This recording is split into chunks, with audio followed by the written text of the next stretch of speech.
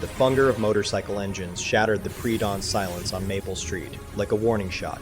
8 Hells Angels roared up to the small weather house at the end of the block, their bikes gleaming under the streetlights, patches and chrome catching the early morning glow. Neighbors peeked through curtains, hands reaching for phones. But the bikers weren't there for trouble.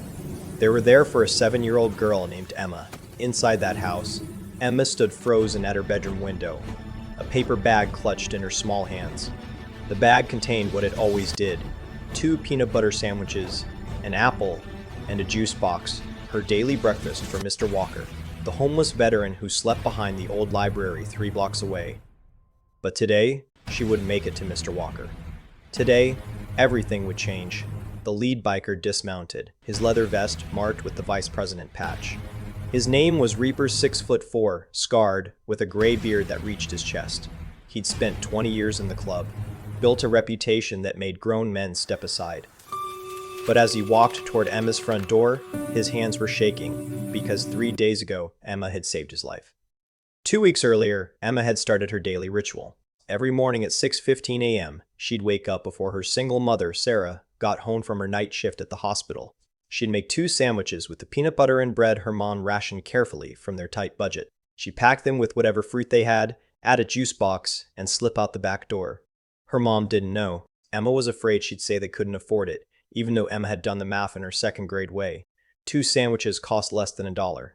They could manage $1. Mr. Joller, Walker had kind eyes. That's what Emma noticed first. 2 months ago, when she'd gotten lost trying to take a shortcut to school, he'd pointed her in the right direction, never standing up from his sleeping bag, never getting too close. Just a weathered finger pointing east and a gentle voice saying, "School's that way, little miss. You be careful now." She'd noticed he had no food, no bag of belongings like the other homeless people she'd seen. Just a sleeping bag, a pillow, and a faded Marine Corps jacket. So she'd started bringing breakfast.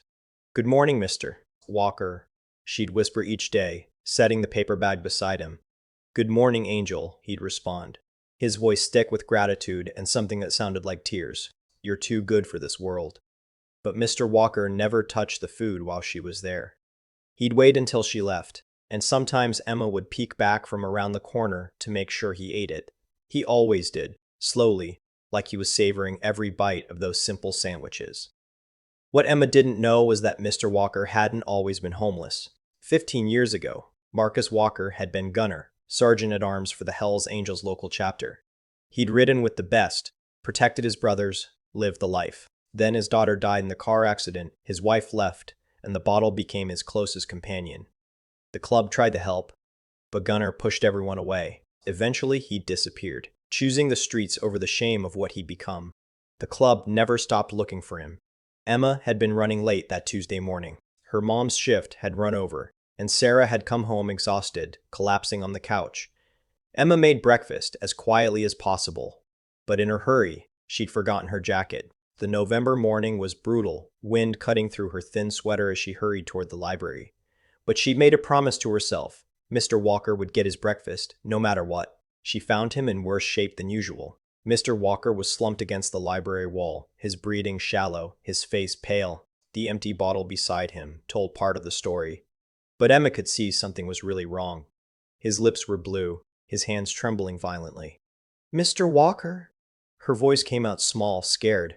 His eyes fluttered open. "Angel, you shouldn't. It's too cold for you." But Emma was already running. Not away toward the main street where she knew people would be. She'd learned about emergencies in school. She knew about 911. But her mom didn't have a phone. They couldn't afford one. And Emma didn't see anyone else around this early. Then she heard them. Motorcycles. 2 bikers were stopped at the red light, their engines rumbling. Emma didn't think. She just ran into the street waving her arms. "Please, help! My friend is dying." The light turned green. The bikers could have roared off. Should have, by most people's logic. Why would outlaws stop for a random kid? But these weren't just any bikers. Reaper killed his engine first, his VP instincts kicking in. Beside him, a younger biker named Smoke did the same.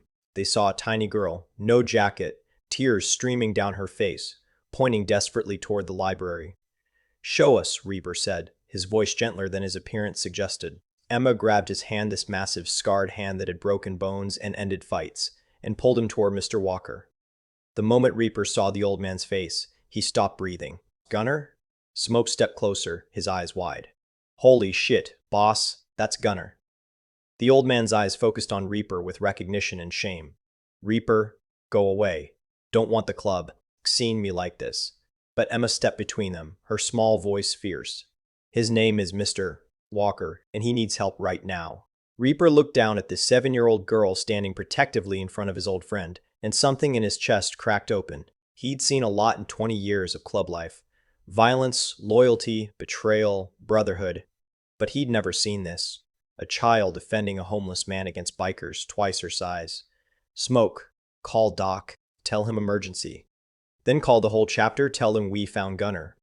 Within minutes, the club's doctor arrived in his truck. Within an hour, Gunner was in a bed at Doc's house, IVs in his arm, slowly coming back from the edge of hypothermia and alcohol poisoning. And Emma had stayed the whole time, sitting in the corner still holding that paper bag of sandwiches. The Hells Angels clubhouse was a fortress on the edge of town steel doors, security cameras, and enough firepower to fight off the small army. But inside, it was home. Worn leather couches, a bar that had seen 1,000 celebrations and wake. Walls covered with photos of brothers past and present. President Iron Jack Mallory sat at the head of the table, his officers flanking him. At 55, Iron had led the chapter for 15 years, earned his patch through loyalty and sacrifice. Beside him sat Reaper, then Smoke, their road captain Chains, Sergeant-at-Arms Boxer, and 6 other patched members. They were discussing Gunner. He's stable, Doc reported, standing at the end of the table. But he's malnourished, his liver's damaged, and he's been living rough for God knows how long. He needs real help, rehab, therapy, time. He'll get it, Iron said flatly. He's family. We take care of family. Boxer leaned forward. We've been looking for him for 15 years. How the hell did a little kid find him in 2 months? Reaper spoke up, his voice rough with emotion. She wasn't looking for Gunner. She was looking to help a hungry old man. Made him breakfast every day. No one asked her to. No one paid her. She just did it.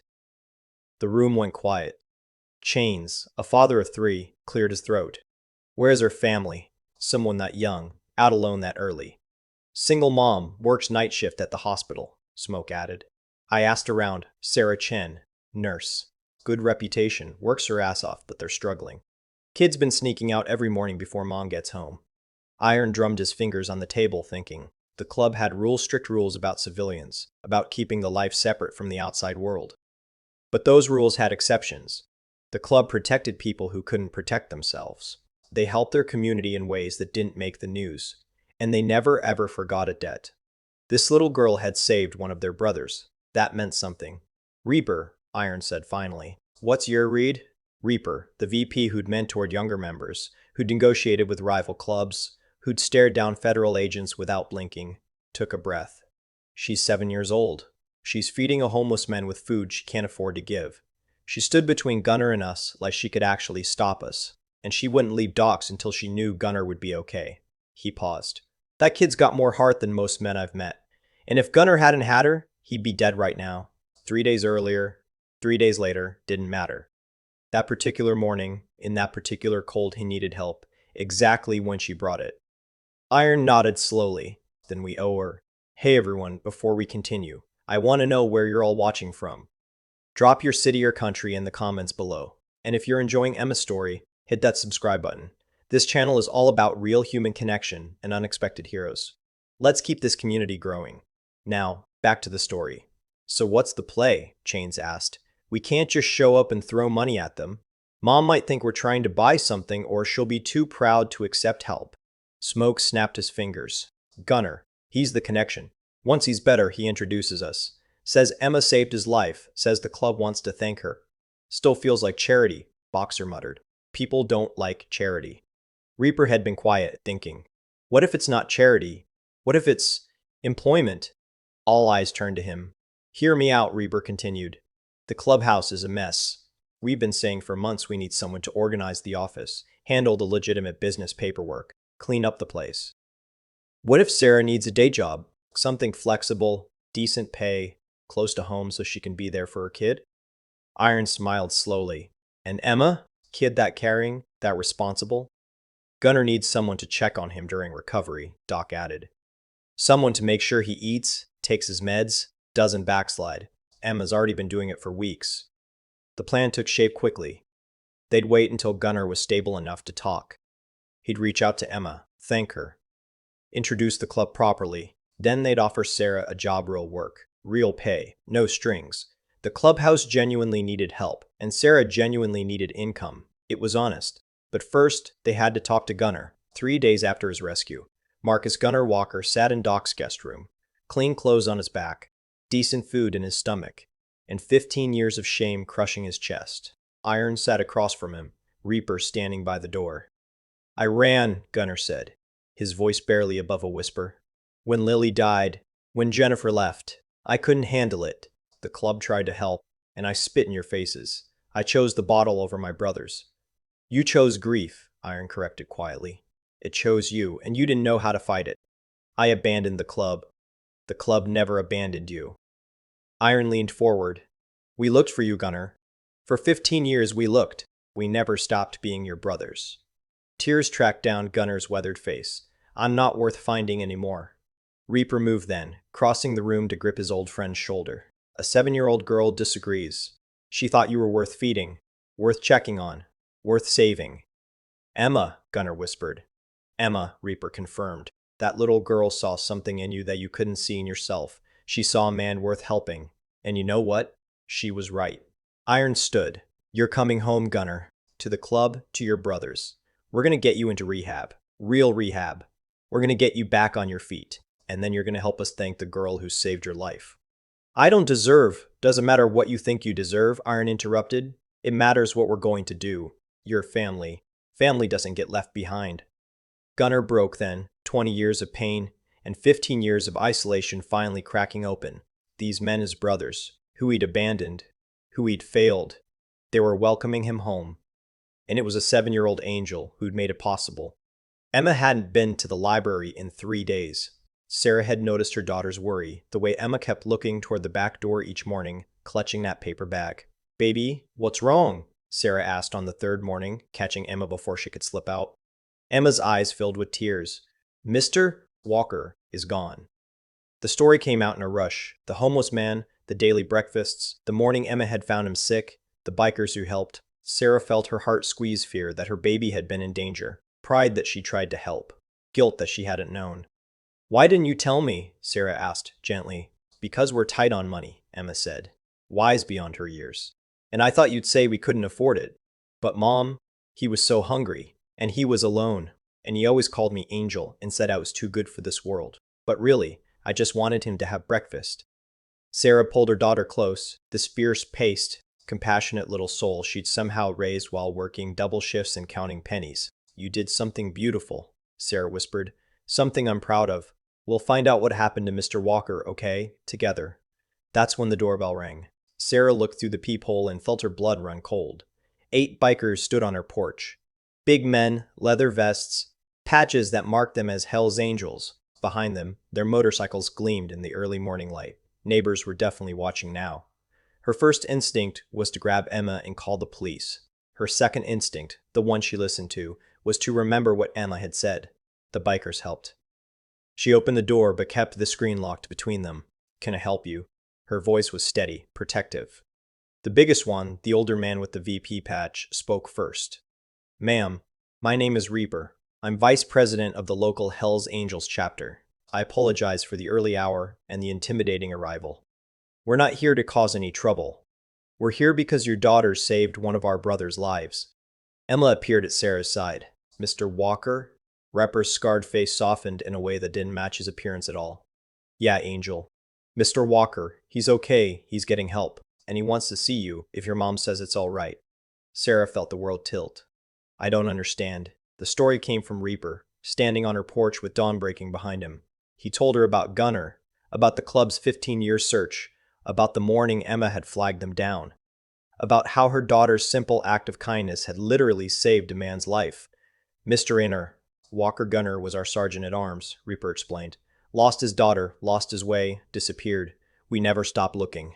And your little girl found him by accident, just by being kind. Sarah looked down at Emma, who was holding her hand so tight. He's really okay? Emma asked, her voice small. He's really okay, Reaper confirmed. Thanks to you, and the club would like to properly thank you both, if you'll give us a chance. Sarah Chen had been a nurse for 10 years. She learned to read people, to see through manipulations, to spot genuine intentions. These men, terrifying as they looked, were showing her respect, keeping their distance, speaking to her as an equal, and Emma trusted them. Okay, Sarah said slowly. But we talk first.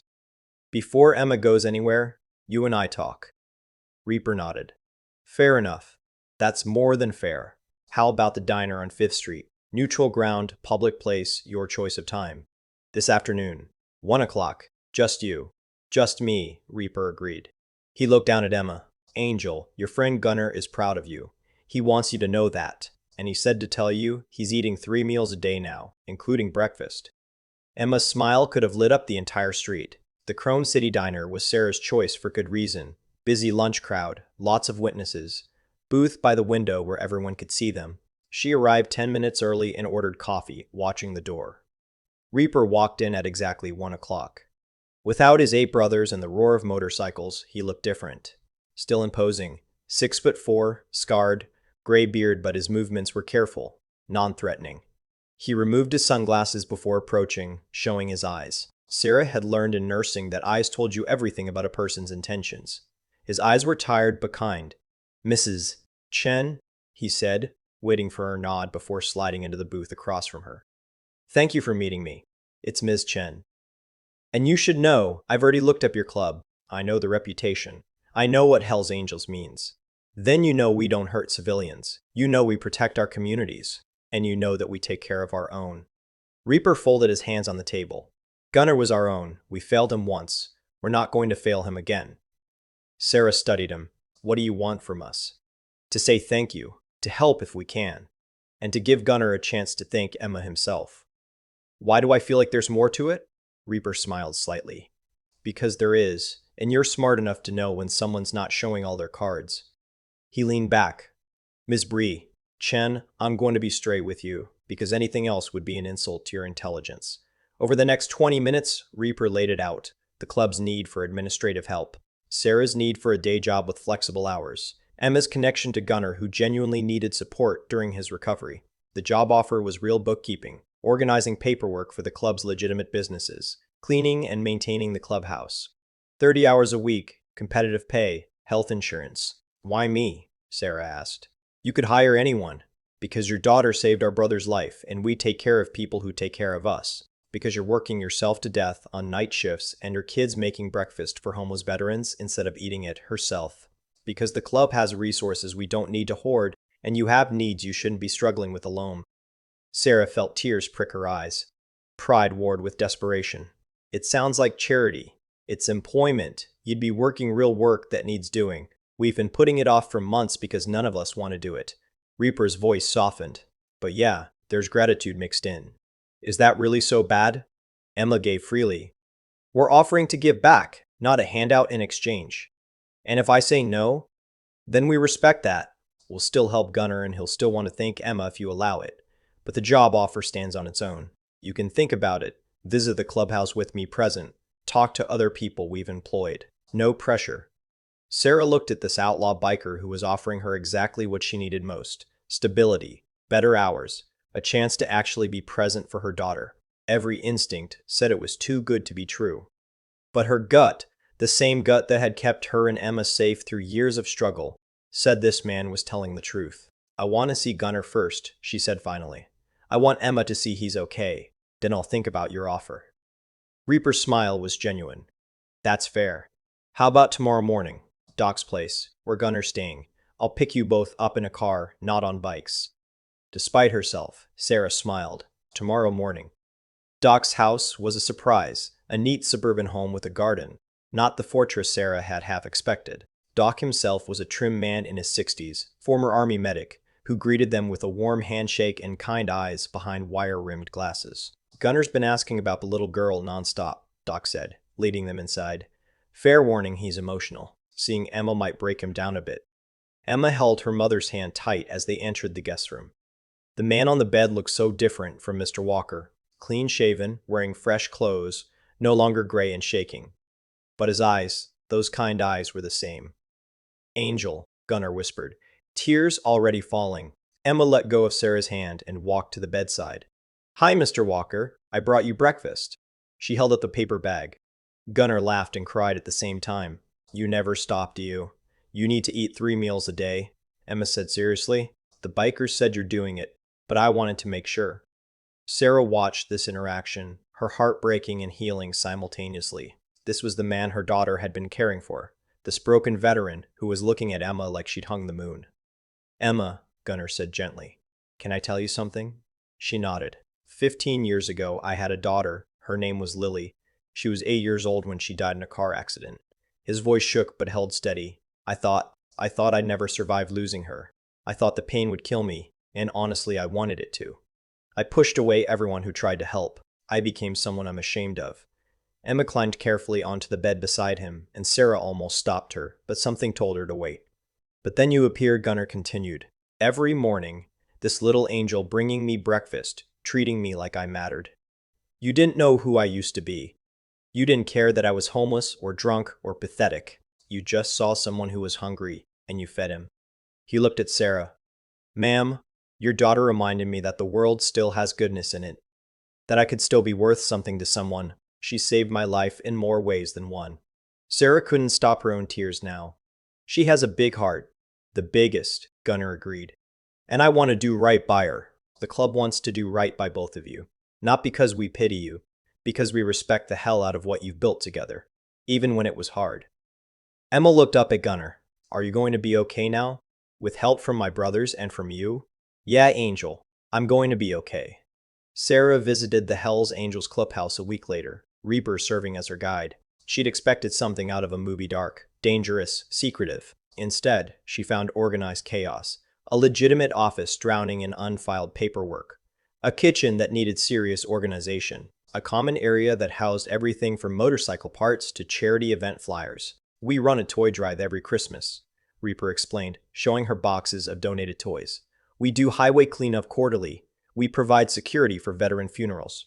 We help local businesses with, let's call it, loss prevention. He smiled slightly. We're not saints, but we're not monsters either. Sarah picked up a flyer for a fundraiser benefiting a local women's shelter. You do this. Every year. The club has money we invest well, we run legitimate businesses, but we're not great at organizing it. He gestured at the disaster of an office. This is where you'd come in. Organize our files. Manage the books for our legal operations. Coordinate the charity events. Keep this place from falling apart. Sarah could see the work that needed doing. It was real. What about Emma? Gunnar's moving into one of the cottages we own, about 2 blocks from your house. He's starting outpatient treatment next week. Emma could visit after school if you're comfortable. Help him with basic stuff. Make sure he's eating. Keep him company. We pay her a small allowance for it. Teach her responsibility. She's 7. She's 7, and already more responsible than most adults I know. We're not asking her to do anything medical or difficult. Just be his friend.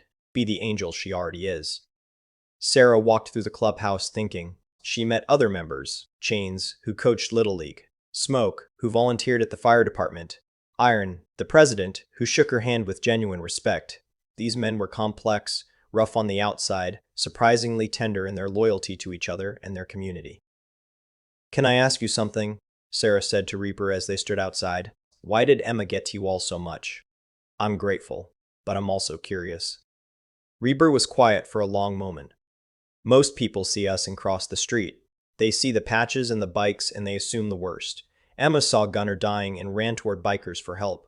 She trusted us instantly because she needed to save her friend. No hesitation, no fear, just this little girl believing we'd be good men if she asked us to be. He looked at Sarah directly. She saw past the surface. She gave us a chance to be heroes in her story, and then she stood between us and Gunnar like she could protect him from us. That kind of courage, that kind of heart, it reminds us why we became brothers in the first place, to protect people like her. Sarah made her decision. I'll take the job. 3-month trial period. If it doesn't work for any reason, I walk away with no hard feelings. Deal, Reaper said, extending his hand. Welcome to the family, Miss Chen. Okay, amazing people. Pause for a second. What do you think is going to happen next? Do you think Sarah made the right choice trusting the club? What would you do in her situation?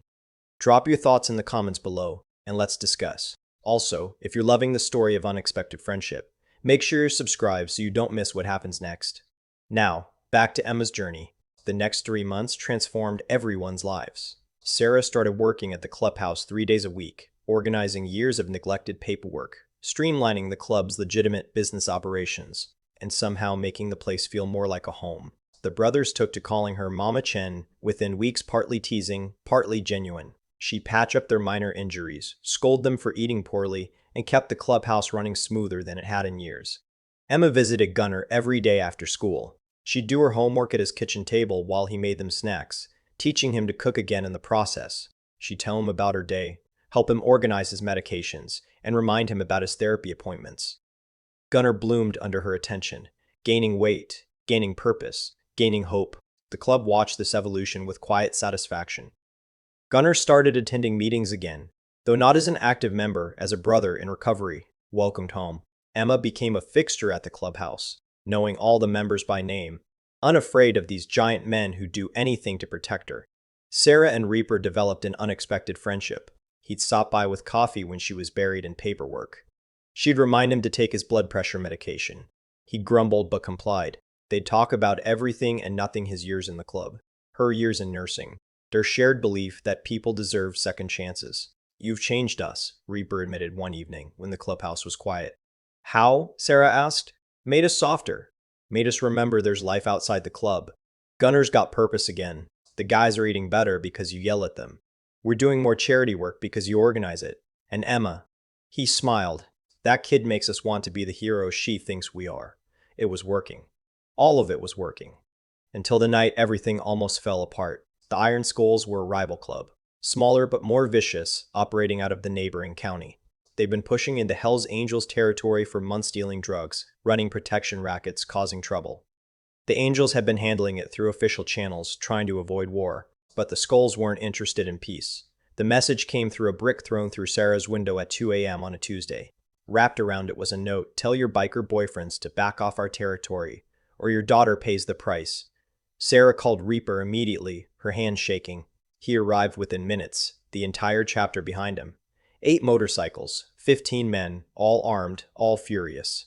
But Reaper held up his hand for silence when he saw Sarah's terror. "Take Emma to Doc's house," he told Sarah quietly.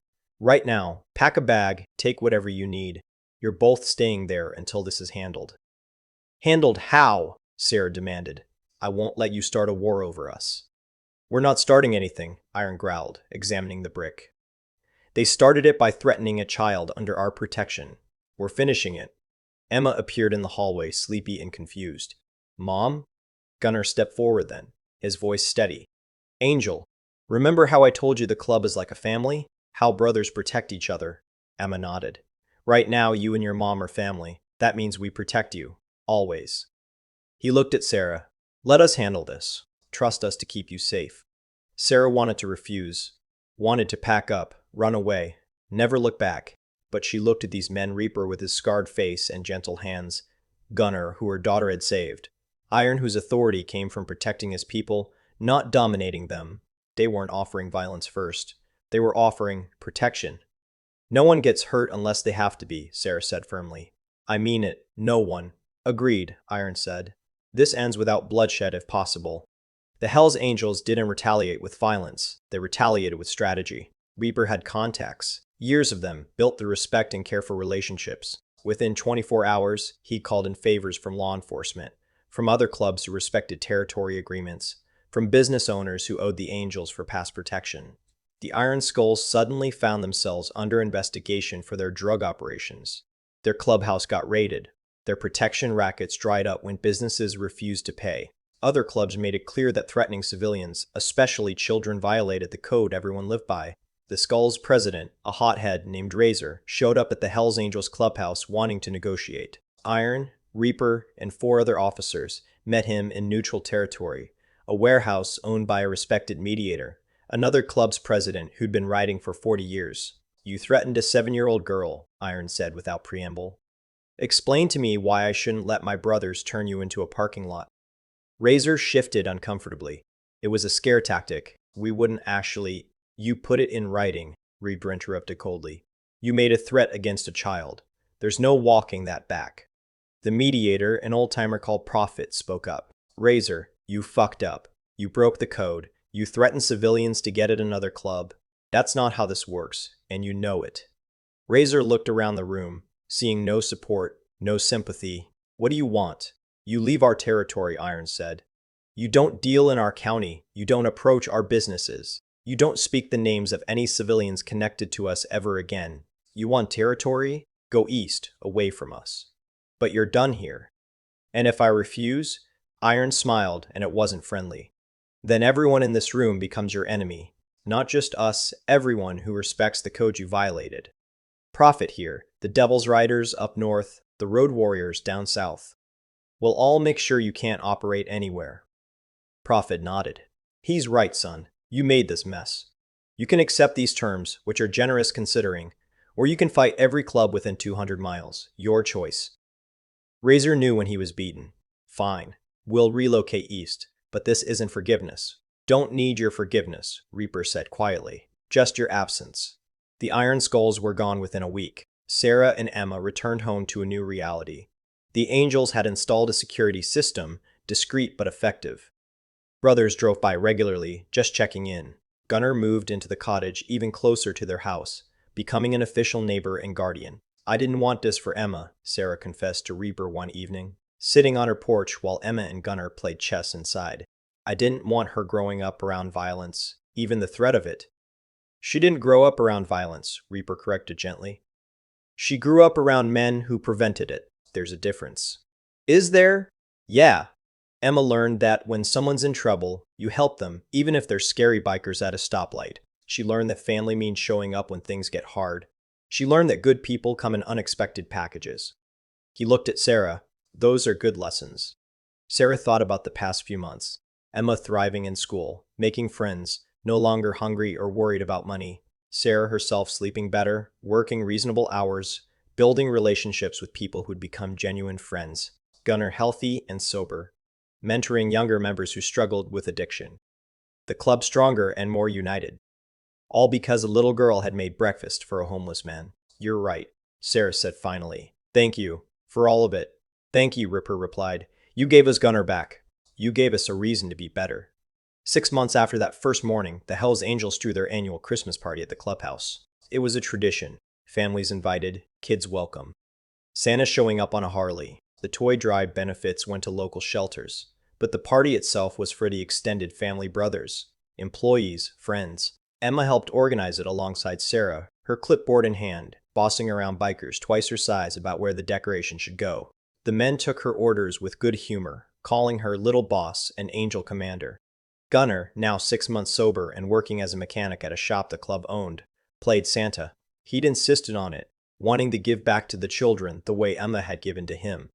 When it was Emma's turn to sit on Santa's lap, he whispered, "Thank you for saving my life, Angel. I'm going to spend the rest of it making sure kids like you never go hungry." Emma hugged him tight. "That's a good plan, Mr. Walker." Iron called for attention as the party wound down. "I want to say something about family," he announced, the room quieting. "The club is our family. We all know that. Brothers first, always. But this year, we learned that family can grow in unexpected ways." He gestured to Sarah and Emma. "These two walked into our lives because a little girl had too much heart to ignore someone in need. They gave us back our brother Gunnar. They made us better men. They showed us that the toughest thing isn't throwing a punch, it's extending a hand to help someone up." The room erupted in applause. Emma hid her face in Sarah's shoulder, embarrassed but happy. Reaper stepped forward with a wrapped package. "Emma, the club voted. We'd like to make you an honorary member, the first ever. You'll get your own vest, your own patch, and a promise that we'll always have your back." Inside the package was a child-sized leather vest with a special patch, a pair of angel wings surrounding a breakfast sandwich, with the words Angel Honorary Family embroidered below. Emma's eyes went wide. "Really?" "Really," Reaper confirmed. "If you want it." Emma looked at her mom, who nodded through tears. Then she looked at Gunnar, at Reaper, at Iron, and all the other brothers who'd become her unexpected family. "I want it," she said firmly, "and I promise to always bring breakfast." The clubhouse exploded in laughter and cheers. 2 years later, the story had rippled outward in ways no one expected. Gunner's recovery inspired 3 other members to get help for their addictions. The club started a formal support program, using their resources to help brothers struggling with PTSD, substance abuse, and mental health. They partnered with VA programs, providing rides to appointments, funding treatment, creating a safety net. Sarah became the club's official administrator, eventually leaving nursing to work full-time. She expanded their charity operations, organizing food drives, coat collections, and scholarship programs. The Hells Angels became known not just as a motorcycle club, but as community pillars who protected and provided. Emma, now 9, visited Gunner daily. She'd started a breakfast club at school, organizing donations to feed homeless veterans throughout the city. The local news covered it, and the story spread. Other kids joined, other clubs offered to help. Emma's simple act of kindness became a movement, and Reaper Tough, scarred, feared Reaper became Emma's unofficial uncle, teaching her to change oil, to stand up for herself, to believe that kindness was the strongest form of courage. On the 2-year anniversary of that first morning, the entire club rode to the old library where Emma had first met Gunner. They'd installed a memorial plaque there, donated by the club, in memory of all homeless veterans and in honor of the angels who see them. May we all have the courage to help when we're needed most.